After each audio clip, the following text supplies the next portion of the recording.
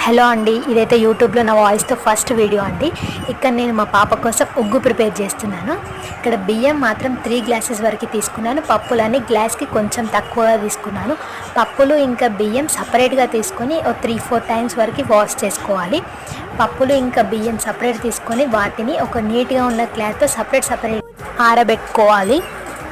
తరువాత బియ్యం ఇంకా పప్పులు సపరేట్గా తీసుకొని ముందుగా క్యాష్యూ, పల్లీలు, బాదం సపరేట్గా వేయించుకోవాలి. బాదం ఇంకా పల్లీలు మంచి సువాసన వచ్చి బ్రౌన్ కలర్లో వచ్చే వరకు వేయించుకోవాలి. తర్వాత పప్పులు వేసి ఒక 10 మినిట్స్ వరకు లో ఫ్లేమ్లో మంచి సువాసన వచ్చేంత వరకు వేయించుకోవాలి.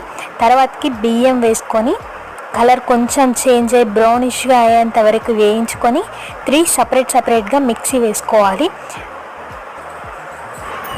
3 సపరేట్గా మిక్సీ వేసుకొని అవన్నీ ఒక దాంట్లో వేసి మిక్స్ చేయాలి. ప్లీజ్